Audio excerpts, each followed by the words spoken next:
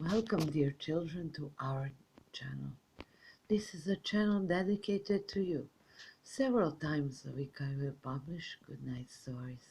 Hopefully you have a good feet and have already frown and wait for the story of impatience. Tonight I'm gonna tell you about Fables of Aesop. The Fox and the Crow. Once there was a crow who had found a piece of cheese and who had flown high into a tree to eat it. A fox was walking in the wood looking for food. The fox saw the crow and the cheese and decided he wanted cheese for himself.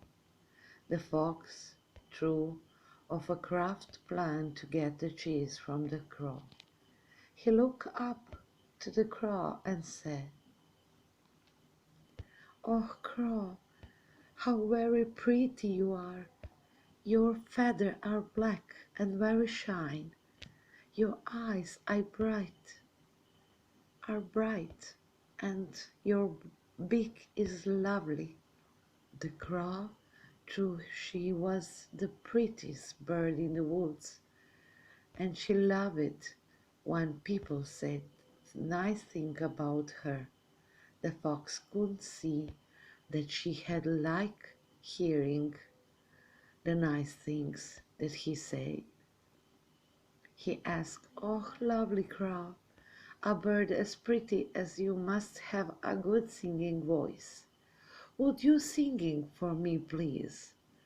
The crow was so pleasant at his nice words that she opened her beak to sing, and the cheese fell out of her beak to the ground below.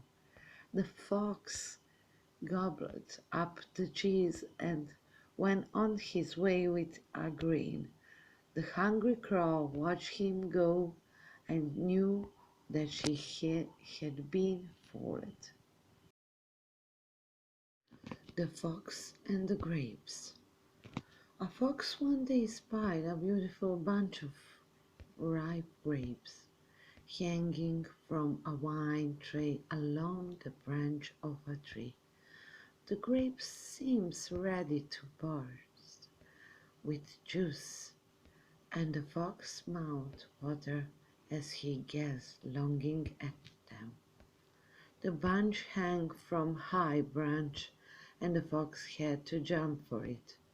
The first time he jumped he missed it by a long way, so he walked off short distance and took a running leap at it, only to fall short once more. Again and again he tried, but in vain. Now he sat down and looked at the grapes in disgust. "What a fool I am," he said. "Here I'm wearing myself out to get a bunch of sour grapes that are not worth gaping for." And off he walked very, very scornfully. The Fox and the Stork. The fox one day threw for a plan to amuse himself at the expense of the stork, at whose odd appearance he was always laughed.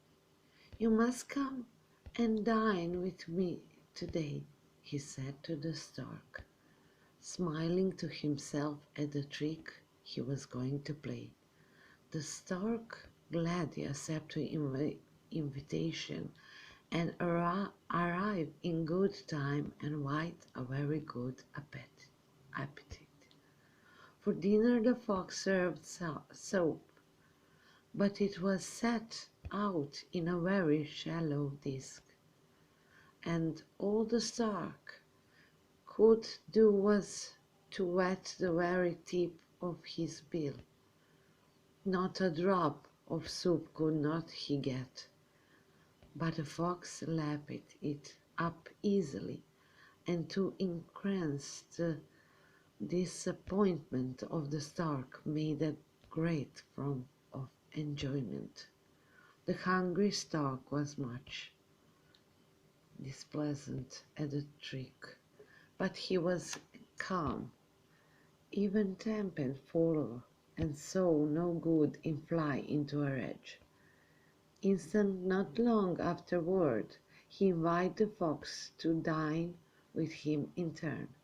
The fox arrived probably at the time that had been set. The stork served a fish dinner that had a very appetizing smell, but it was served in a tall jet with very narrow neck. The stork couldn't easily get to the food with his long bill, but all the fox could do was to lick the outside of the jar and sniff it to the delicious odor. And when the fox lost his temper, the stork said calmly, "Do not play tricks on your neighbors, unless you can stand the same treats yourself." The fox and the bramble. In making his way through a hedge, a fox missed his footing and catch it a bramble to save himself from falling. Naturally, he got badly scratched, and in disgust he crew to the bramble.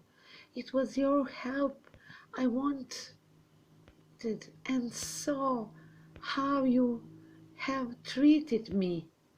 I'd sooner have fallen all right." The bumble interrupted him, reply, "You must have lost your wits, my friend, to catch to me, who am myself always catching at others." Thank you for listening my story for good night. If you like this video, make sure you like it and subscribe on my channel. If you have any special desire to read your favorite story, write me to under the video in comments or on my mail address. See the description of the video address. The next video, sleep well and listen spook and soft our stories. Good night.